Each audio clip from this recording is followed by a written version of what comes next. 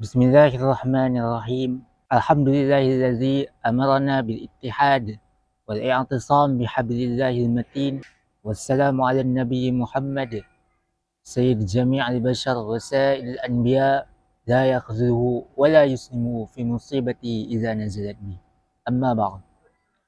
Alhamdulillah dapat kita bertemu lagi di dalam bulan Ramadan yang penuh dengan berbagai keberkatan dan kemuliaan. Sayyid Ashhur fil Islam, ketua penghulu segala bulan di dalam Islam.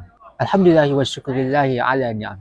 Dalam siri kita pada kali ini, kita hendak membicarakan tentang tadabbur berkaitan surah Al-Waqi'ah ayat ke-58 sehingga 73 yang membicarakan tentang bahawa semua usaha manusia itu sebenarnya adalah atas izin Allah, dan hakikatnya Allah yang menjanjikan kejayaan itu dapat diperolehi. Betapa ramai orang di luar sana menyangka bahawa usaha dia itulah yang menentukan kejayaan, yang merealisasikan impiannya. Tetapi sebenarnya itu adalah kerana kehendak Allah. Dia darat buat sesuatu itu. Dia boleh berjoging. Dia mampu untuk main gym setiap hari. Dia boleh mendapat keputusan yang cemerlang. Hakikatnya bukan kerana usaha dia semata-mata, tetapi kerana kehendak dan izin daripada Allah. Saya nak bercerita tentang diri saya dahulu. Dulu saya ni agak gemuk bermula tahun 2019 sehingga tahun 2024, yakni sama lebih kurang 5 tahun. Dan Alhamdulillah, tak semena-mena tiba-tiba kita tidak gemuk. Kerana saya ingat lagi pada bulan 6 tahun 2024, saya saja untuk mengamalkan beriswak sebanyak 10,000 langkah. Tapi sebenarnya waktu saya gemuk memang saya amalkan, dan saya pada sebelum saya kurus tu pun saya cut sugar dah bagai, tapi tak kurus-kurus juga. Jadi pada bulan 6 tersebut saya amalkan 10,000 langkah, dan saya berasa perut saya tu berat bila makan terlalu banyak. Jadi saya cuba untuk kurangkan makan. Saya makan mengikut panduan kesihatan, iaitu nasi suku pinggan, protein suku pinggan, dan sayur separuh pinggan. Sayur saya ambil apa sayur yang saya suka. Kalau ada sayur tak suka, saya lebihkan kuah dan makan sekali dengan nasi dan lauk untuk mengelakkan rasa pahit itu. Jadi lama kelamaan tu saya berasa nak cuba jogging pula bila melihat orang lain berjogging. Di pusing satu UIA tu, saya jogging sikit-sikit, lepas tu berjalan, berehat, jogging sikit, dan lama kelamaan hari demi hari dapat jogging satu kitaran UIA. Dan saya tak ada pantang pun makan benda manis, minum benda manis. Bahkan saya makan aiskrim sebelum saya tidur pun. Alhamdulillah, ini bukan kerana diri saya. Bermula bulan 1 2025, saya mula main gym, dan sampai sekarang Alhamdulillah setahun lebih. Apa pun semua ni adalah kerana kehendak Allah. Bukan sebab saya, bukan kerana usaha kita boleh jadi kurus, bukan kerana usaha kita dapat skor sesuatu kejayaan tersebut, tetapi kerana Allah. Allah boleh untuk tarik nikmat kesihatan yang saya miliki. Sebab bila kita nak buat sesuatu itu, kita kena berada dalam keadaan kita larat, sihat. Dan larat, sihat itu adalah daripada Allah. Dalam surah Al-Waqi'ah ni Allah menyebut, afara'aitum ma tumnun. Apakah kamu melihat air mani yang kau pancarkan? Aantum takhluqunahu am nahnu khaliqun? Adakah air mani tersebut kami yang hidupkan, kami yang cipta? Adakah manusia, bayi tersebut dalam perut ibu, perut bini kamu, engkau yang hidup, engkau yang ciptakan dia, ataupun kami yang ciptakan dia? Kita tak mampu nak ciptakan dia. Kita tak boleh nak cipta dalam perut ibu tersebut, tapi Allah yang menciptakan hakikatnya. Nahnu qaddarna bainakumul maut wa ma nahnu bimasbuqin. Kami yang telah menetapkan kematian bagi tiap-tiap makhluk manusia tersebut. Kamu meninggal pada usia ini, kamu meninggal pada usia tersebut. Jadi jangan kita kata orang ni meninggal sebab dia tak menjaga kesihatan. Orang ni meninggal sebab dia tak pandai jaga diri. Jangan. Orang ni panjang umur sebab dia pandai jaga diri. Tak. Allah dah sebut dalam ni, nahnu qaddarna bainakumul maut wa ma nahnu bimasbuqin ala an nubaddila amsalakum wa nunsyi'akum fi ma la ta'lamun. Dan ayat kedua, penafian Allah nak beritahu kepada kita, afara'aitum ma tahrusun. Apakah kamu melihat kepada benda yang kamu tanam? Kamu tanam pokok jagung, tanam ubi kayu, tanam pokok nanas, tanam padi. Adakah kau yang mencipta padi tu, kau yang mencipta apa yang kau tanam tu, antum tazra'unahu am nahnu zari'un, adakah engkau yang cipta pokok tersebut? Apa pokok yang kamu tanam tu boleh hidup sendiri, boleh membesar sampai sebesar gergasi, setinggi gergasi? Tak. Kita tak hidupkan pokok tu pun. Yang hidupkan pokok itu adalah Allah. Kita tak mampu nak hidupkan. Sebab itu bila kita tanam pokok kan dia mati walaupun cukup air. Kita tak mampu untuk menjaganya. Jadi Allah beritahu, Allah boleh untuk hancurkan tumbuhan tersebut, pokok yang kita tanam tu. Lau nasya'u la ja'alnahu hutaman fazaltum tafakkarun. Kalau kami berkehendak, kami boleh musnahkan pokok tersebut. Sehingga kamu berasa tercengang melihatnya. Kamu tercengang, kamu cakap inna lamughramun, kami orang yang rugi, bal nahnu mahrumun, bahkan kami tidak mendapat hasil pun daripada pokok yang kami tanam. Sebab pokok yang kita tanam tu Allah dah hancurkan. Ya Allah bagi tahu lagi penafian yang ketiga pula. Afara'aitumul ma'allazi tashrabun. Kamu lihat pada air yang kamu minum tu. Air yang kita minum ni hakikatnya datang daripada langit. Antum anzaltumuhu minal muzni am nahnul munzilun. Adakah engkau yang turunkan air daripada awan ataupun kami yang turunkan air tersebut? Allah yang turunkan air. Kita dapat minum, kita usaha gali bagai semua tu sebenarnya adalah kerana Allah yang bagi air tersebut.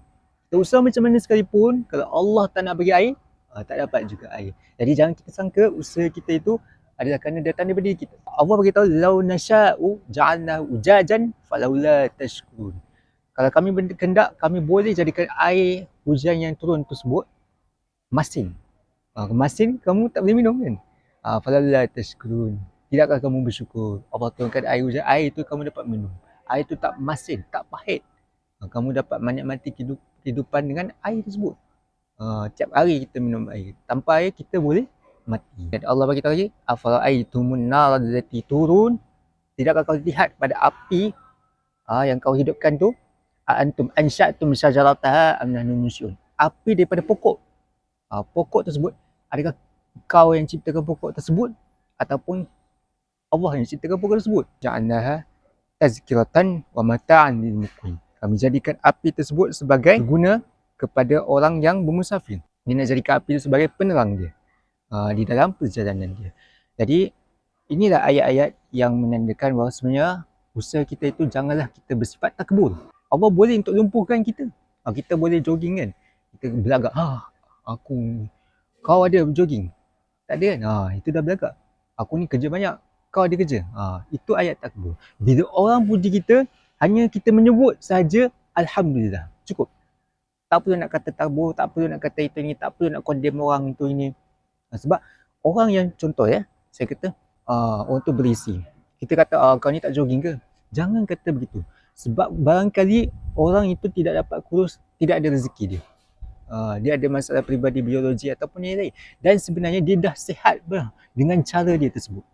Bahkan dia lebih usaha lebih daripada kita. Tiap-tiap hari dia berbasikal jauh berbagai semua. Jadi kesihatan ni bukan bergantung kepada rupa paras yang kurus. Tidak.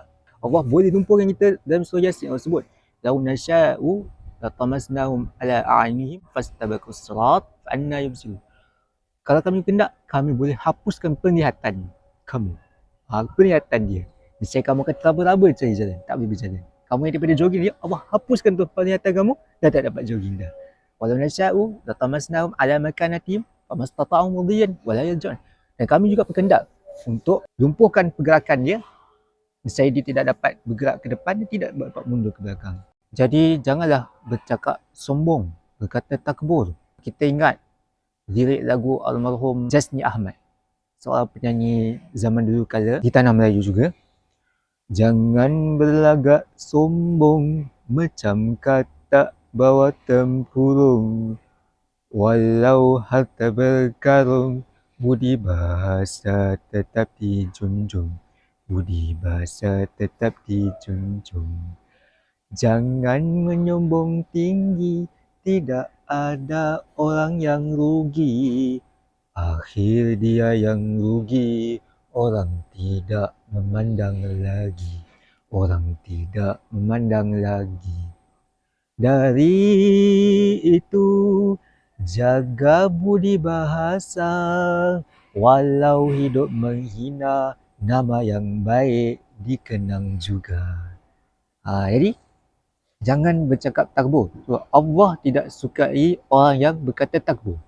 Banyak ayat di dalam Al-Quran yang menyebut tentang betapa Allah tidak menyukai orang yang bersikap takbur, yang meninggi diri. Innallaha la yuhibbul mutakabbirin. Innallaha la yuhibbul mustakbirin. Innallaha la yuhibbu 'uluwan fil ardi wala fasada. Dan Nabi pun menyebut, qala Rasul, la yadkhulul jannah man kana fi qalbi mithqala dzarratin min kibr. Rasulullah bersabda, mafhumnya tadi tu, tidak masuk syurga seseorang yang di dalam hatinya ada sebesar biji zarah sombong. Jadi sifat sombong ini tidak boleh kita ada.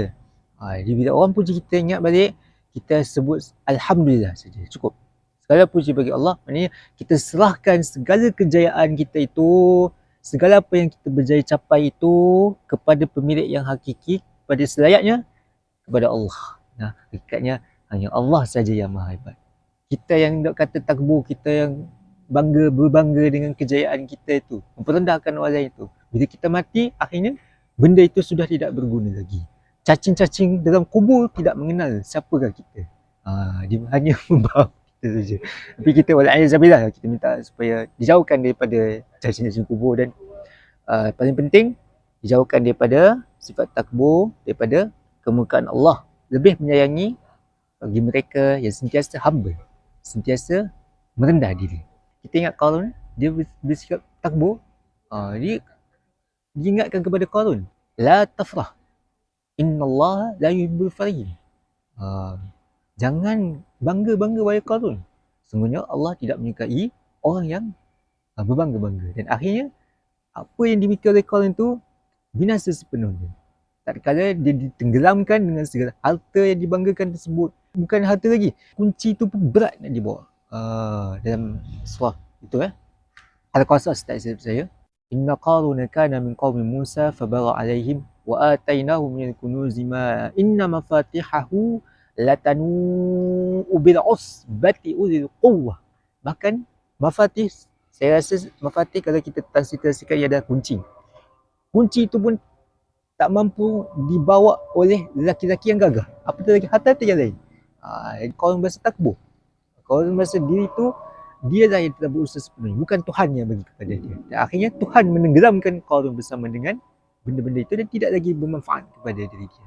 Jadi, aqulu qawli hadza, astaghfirullahalazim li wa lakum. Syukran jazilan. Wassalamualaikum.